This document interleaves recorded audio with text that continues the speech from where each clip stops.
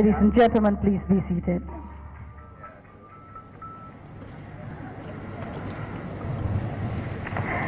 Your Excellency, the President of the Republic of Indonesia, honored delegates, distinguished guests, ladies and gentlemen, a dance to greet all honored guests. Performed by Bali Kreasindo dancers, here is the Legong Keraton Dance.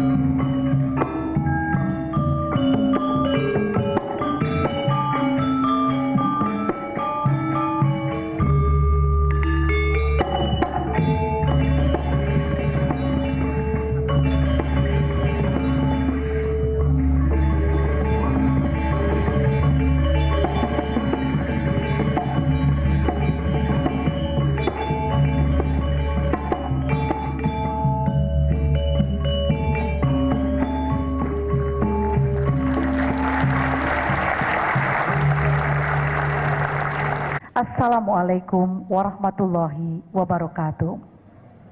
May peace be upon us. Om Swastiastu. Welcome to the second day of Hita Karana International Conference on Sustainable Development 2013, with a special focus on tourism, one of the side events of the APEC meeting. Today, we are honored to be graced by the presence of His Excellency, the President of the Republic of Indonesia, who will officially inaugurate the Sustainable Development Solutions Network, Southeast Asia. To start this important gathering, speech by the Minister of Tourism and Creative Economy of the Republic of Indonesia, ladies and gentlemen, Her Excellency Mrs. Mari Elka Pangestu. Assalamualaikum. Om Swastiastu. Good morning. His Excellency Bapak Susilo Bambang Yudhoyono, President of the Republic of Indonesia, Honorable Ministers of the Second United Indonesia Cabinet, Professor Emil Salim, Head of the Presidential Advisory Board, Governor of Bali, Bupati of Badung, Professor Jeffrey Sachs, Shiv Somaswar, Sherry Nur Salim, and members of the UN Sustainable Development Solutions Network, members of the SDSN Indonesia and SDSN Southeast Asia, distinguished guests, ambassadors, ladies and gentlemen, and friends of sustainable development and friends of the planet. Welcome to the launch of the Sustainable Development Solutions Network Indonesia and Sustainable Development Solutions Southeast Asia Regional Hub. I would like to especially thank the President for taking time out of his very, very busy schedule during these APEC meetings to share this special day with us. The President has consistently encouraged us to create this national and regional network. On behalf of the UN SDSN and the national and regional networks and Friends of Sustainable Development, I would like to thank Bapak President for his consistent commitment to sustainable development and his support of the various networks. Bapak President, distinguished ladies and gentlemen, I would like to report that the Secretariat of the Sustainable Solutions Development Network Indonesia will be at the Research Center of Climate Change at the University of Indonesia. Currently, we have 25 members in the network from universities, experts, NGOs, government representatives, and the private sector. I would also like to report that the SDSN Southeast Asia Regional Hub will have its new home at the Sustainable Development Solutions Center which is part of the Creative Campus on Pulau Serangan in Bali. On behalf of the network, I want to just share very briefly 4 additional things. Why the network, and why this network? Because, as we all know, sustainable development is multidimensional. It has a social, economic, environment, and even cultural dimension. Therefore, we need a network which is multidimensional, multi-sectoral, and multi-stakeholder. Second, what is different about this network? It is about sharing and implementing best practices, initiatives, solutions, innovations, technologies, and actions as part of our concerted efforts for sustainable development. The national and regional networks can share solutions and see whether it can be replicated elsewhere, nationally as well as internationally. And we, as being part of the network of the UN SDSN, we can also learn from others. Third, why are we launching it at this APEC meeting? Because what the Asia-Pacific region does or does not do will make a difference, given the regional share of this region in terms of the economic share, trade, people-to-people movement, and CO2 emission. Fourth, the network is currently having its first event, which is the ongoing Hita Karana conference on sustainable development, with a special focus on sustainable tourism.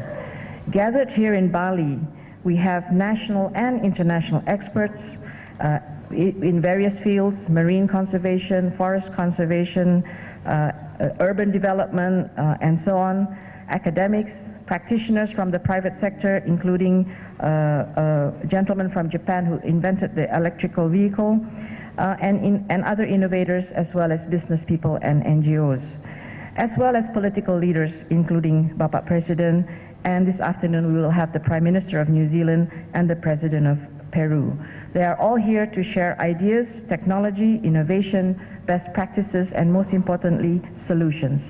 Just prior to this session, we had also a presentation of sustainable solutions already practiced in Indonesia, including by local government as well as by NGOs. And we will be giving them an award later on for the best solutions. So this conference at the end is not just about a conference, but it will identify the next steps for the network and also expand the network. Finally, Bapak Presiden, we would like to request for you to give us your vision and guidance, so that we as members of the network can maximize our contribution to sustainable development for all. Now is the time to plant the seeds for change. It is our children and grandchildren who will reap the harvest. I thank you. Om Shanti, Shanti, Shanti, Om.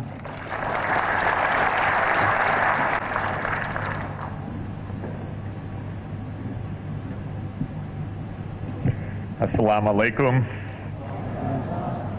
Mr. President, Minister Marie Pangestu, Governor of Bali, ministers, and distinguished ladies and gentlemen, this is indeed a very auspicious day and a very auspicious place, I might add, for sustainable development.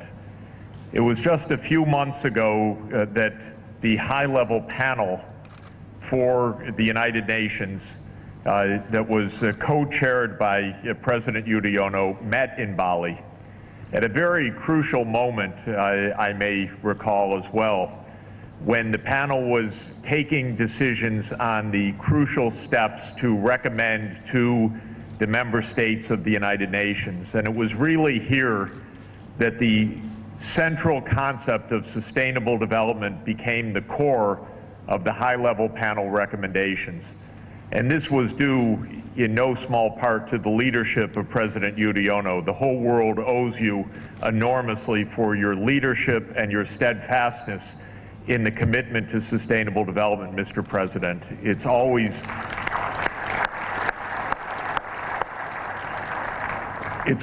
a great honor for me and a great moment when I have the chance to learn from you and also to draw inspiration.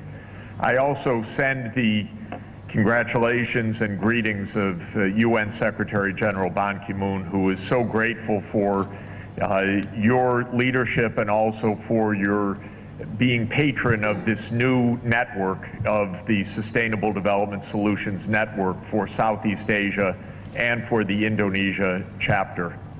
If I might, Mr. President, I would just like to spend a moment about the high stakes. You know them very well, but just for all of us to remember, we looked a few minutes ago before your arrival at a couple of pictures, and I just want to remind us.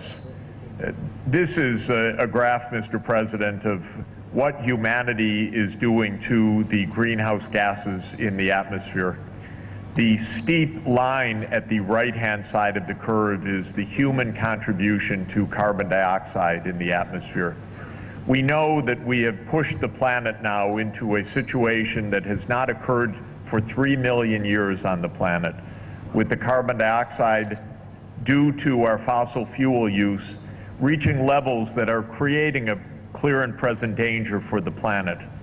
This signals the fundamental need for us to alter the world's energy systems within a matter of a mere 3 or 4 decades.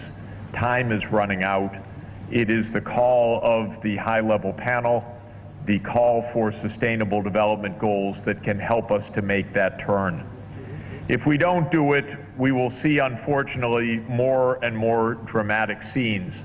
This one from New York City, home of the United Nations, my own home, where we were flooded in an extraordinary flood last fall, in part due to the rising ocean levels, extraordinary crop failures due to the massive drought also experienced in the United States. But this is a phenomenon, as you know, Mr. President, being experienced around the world and around APEC. This is in Sichuan province just a few months ago, where massive floods hit Sichuan, took many lives and much destruction of buildings. This is a scene very painful from Bangkok just 2 years ago, when the massive floods deranged Bangkok and the world economy because of these extreme events. It is in the wake of these changes that we already feel and the risks that we know that the world faces that the world met in June 2012 at the Rio +20 summit and called for a new era, a new age of sustainable development. And in that context, Secretary General Ban Ki-moon asked you and your colleagues, Prime Minister David Cameron, President Johnson Sirleaf, to make recommendations for the world. Those recommendations came in a very powerful document, which we all commend, of the high-level panel, which the Secretary General then sent on to the General Assembly in his message.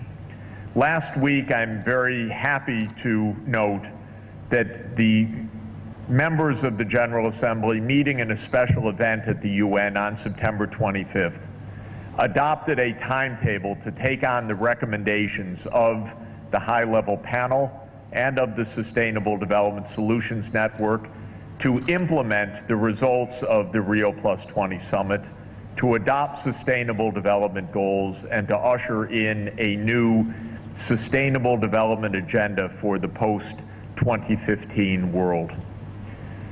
In that context, Mr. President, Secretary General Ban Ki-moon asked me to help establish a network of scientists and academics around the world and business leaders and civic society leaders to help promote practical solutions to what we know will be an unprecedented task. We have established the United Nations Sustainable Development Solutions Network a year ago. The first task of that network was to make recommendations alongside the high-level panel, and indeed to amplify the message of the high-level panel that we need a new era, we need sustainable development goals, we need to adopt them quickly, not forgetting the fight against extreme poverty, but putting that together with the fight for social inclusion and for environmental sustainability. And when we saw just a few minutes ago, Mr. President, some of the wonderful initiatives taking place in Indonesia, we have great heart and hope that these solutions exist, that communities are ready to engage in them, that the creativity exists for a new and a bright future. In that context, we are now creating the global network, and this brings us to this wonderful day. We will launch two parts of the network today. One is for Indonesia, a national network of your leading universities and research centers, and one is for Southeast Asia, which will bring together countries from across the region. And what is so thrilling is that they will be brought together not only for all of this great work, but in this unique part of the world, in Bali, thanks to Sherry Nursalam and her initiative and her wonderful philanthropic work, and especially her great vision and her promotion for the whole world of Bali's standard of Hita Karana, which is an inspiration for all of us. We promise that we will make Bali a center of learning, knowledge, of demonstration of what can be accomplished that will carry for the whole world. We have many representatives from the universities in Indonesia and across Southeast Asia. I wonder if the representatives of the SDSN could stand up just to be appreciated.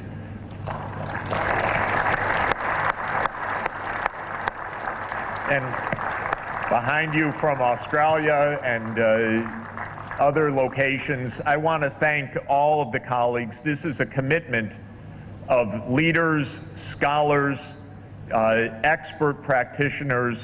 We are going to do our job because we're inspired by you, by your leadership, and by the reality that the world faces. Time is short, but we know that working together and in the spirit of Hita Karana, we can solve these problems. Mr. President, once again, thank you so much for gracing us today with your presence and especially with your patronage ongoing for the Sustainable Development Solutions Network for Indonesia and for Southeast Asia. Thank you very much.